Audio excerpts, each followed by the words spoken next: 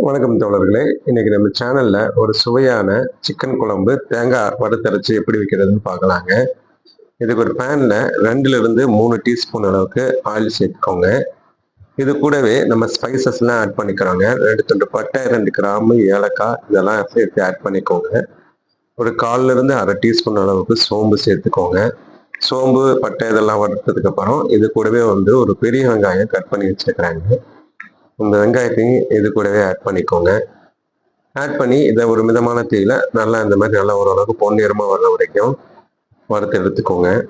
இந்த சிக்கன் குழம்பு பார்த்தீங்கன்னா சப்பாத்திக்கும், பூரிக்கு, சாப்பாடுக்கு எல்லாத்துக்குமே ஒரு சூப்பராக இருக்குங்க சைடிஷு. இந்த வறுத்த அந்த வெங்காயத்து கூடவே ஒரு 3 டேபிள் ஸ்பூன் அளவுக்கு தேங்காய் திருவி வச்சிருக்கிறேங்க. அதையும் இது கூட போட்டுக்கோங்க. போட்டு இந்த வெங்காயம், இந்த தேங்காய் எல்லாம் ஒன்றா நல்லா இந்த மாதிரி நல்லா கோல்டன் கலர் வர வரைக்கும் பொன்னிறமா அதையும் நல்லா வறுத்து எடுத்துக்கோங்க. நல்லா வறுத்ததுக்கப்புறம் இது கூட மிளகாய்த்தூள் ஆட் பண்ண போகிறாங்க. மிளகாய்த்தூள் பார்த்தீங்கன்னா ஒரு டேபிள் ஸ்பூன் அளவுக்கு மிளகாய்த்தூள் ஆட் பண்ணிக்கோங்க. ஆட் பண்ணி லோ ஃப்ளேமில் நல்லா நல்லா இந்த மாதிரி வறுத்துக்கோங்க. அதுக்கு கூடவே பார்த்தீங்கன்னா மல்லித்தூள் ஒரு டேபிள் ஸ்பூன் அளவுக்கு சேர்த்துக்கோங்க. சேர்த்து அதையும் ஒரு 4-5 செகண்டு நல்லா இந்த மாதிரி லோ ஃப்ளேம்லேயே அதோட பச்சை மிளகாய்த்தூள், மல்லித்தூள், பச்சை பாடை போகிற வரைக்கும் இந்த மாதிரி நல்லா வறுத்து எடுத்துக்கோங்க. வறுத்தெடுத்ததை ஒரு சின்னதாக மிக்சி ஜாரில் சேர்த்து நல்லா இந்த மாதிரி ஃபைன் பேஸ்ட்டாக கொஞ்சமாக தண்ணி சேர்த்து அரைச்சி எடுத்துக்கோங்க. ஒரு குக்கரில் 3 டீஸ்பூன் அளவுக்கு ஆயில் சேர்த்துக்கோங்க. வெங்காயம் ஒரு மீடியமான சைஸ் வெங்காயம் ஒரு 2-3 வெங்காயம் கட் பண்ணி வச்சுருக்கிறேங்க. அதையும் சேர்த்துக்கோங்க. சேர்த்து மீடியமான ஃப்ளேமில் இதையும் நல்லா அந்த மாதிரி கோல்டன் கலர் வர வரைக்கும் வதக்கி எடுத்துக்கோங்க. இது கூடவே பார்த்தீங்கன்னா ஒரு 2 பச்சை மிளகா எடுத்து வச்சுருக்கிறேங்க. அது கட் பண்ண தேவையில்லைங்க. கட் பண்ணால் காரம் அதிகமாகிடும். அதனால் முழுசாகவே சேர்த்துக்கோங்க. கருவேப்பிலை ஒரு கொத்து அதையும் சேர்த்துக்கோங்க. சேர்த்து ஒரு 2-3 செகண்ட் இந்த மாதிரி நல்லா ஒரு மீடியமான ஃப்ளேமில் வதக்கி விட்டுக்கோங்க. இப்போ இந்த ஸ்டேஜில் நம்ம இஞ்சி பூண்டு பேஸ்ட்டு சேர்க்க போகிறாங்க. ஒரு 3 டீஸ்பூன் அளவுக்கு இஞ்சி பூண்டு பேஸ்ட்டு சேர்த்துக்கோங்க. சேர்த்து அந்த இஞ்சி பூண்டு பேஸ்ட்டு, பச்சை மிளகாய் எல்லாம் நல்லா வதங்குற வரைக்கும் பொறுமையாக வதக்கி விட்டுக்கோங்க. அதோட பச்சை வாடை போகிற வரைக்கும் நல்லா வதக்கி விட்டுக்கோங்க. இந்த ஸ்டேஜில் கொஞ்சமாக உப்பு சேர்த்துக்கோங்க. அப்போ அந்த இஞ்சி பூண்டு சீக்கிரம் வதங்கிடுங்க. அந்த பச்சை வாடையும் உங்களுக்கு சீக்கிரம் இதாகிடுங்க. அதுக்காக தாங்க.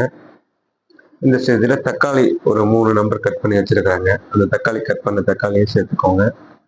சேர்த்து அந்த தக்காளி நல்லா உடஞ்சி நல்லா குழஞ்சி வர்ற வரைக்கும் மீடியமான ஃப்ளேமில் நல்லா அந்த மாதிரி நல்லா கொஞ்சம் நேரம் வதக்கி எடுத்துக்கோங்க. ஒரு 2-3 நிமிஷத்துலேருந்து ஒரு 5 நிமிஷம் வரைக்கும் நல்லா வதக்கிக்கோங்க. வதக்குனதுக்கப்புறம் ஒரு மஞ்சத்தூள் ஒரு 1/4 டீஸ்பூன் அளவுலேருந்து கொஞ்சமாக சேர்த்துக்கோங்க. இந்த ஸ்டேஜில் ஒரு 3/4 கிலோலேருந்து 1 kg அளவுக்கு சிக்கன் வச்சுருக்கிறாங்க. அந்த சிக்கனை இதில் ஆட் பண்ணிக்கோங்க. ஆட் பண்ணி நல்லா கலந்து விட்டுக்கோங்க. நம்ம இந்த ஸ்டேஜில் தண்ணி சேர்க்க வேண்டாங்க. அதனால் கொஞ்சம் நல்லா அந்த சிக்கன்லேருந்தே தண்ணி வெளியே வர அளவுக்கு நம்ம குக் பண்ணணுங்க. அதனால் தண்ணி உடனே சேர்த்துறாதீங்க. இப்போ நம்ம அரைச்சி வச்சுருக்கிற அந்த கோகோனட் பேஸ்ட்டு அதையும் இது கூடவே சேர்த்துக்கோங்க. அந்த வெங்காயமும் தேங்காயும் வறுத்து அரைச்சோம் இல்லைங்க, அந்த கலவையை இது கூட சேர்த்துக்கோங்க.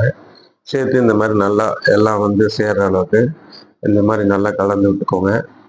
கலந்து விட்டு கொஞ்சமாக தண்ணி சேர்த்துக்கோங்க. ரொம்பமாக தண்ணி சேர்க்க வேண்டாங்க. கொஞ்சமாக தண்ணி சேர்த்துக்கோங்க. உங்களுக்கு எந்த அளவு வேணுமோ அந்த அளவு சேர்த்துக்கோங்க. சேர்த்து இந்த மாதிரி நல்லா கலந்து விட்டுக்கோங்க.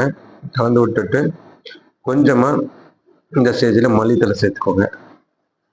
மல்லித்தழை சேர்த்து நல்லா இது மாதிரி அதையும் ஒரு 2-3 செகண்டு நல்லா கலந்து விட்டுக்கோங்க. கலந்து விட்டு குக்கர் மூடி போட்டு விசில் விட போகிறாங்க.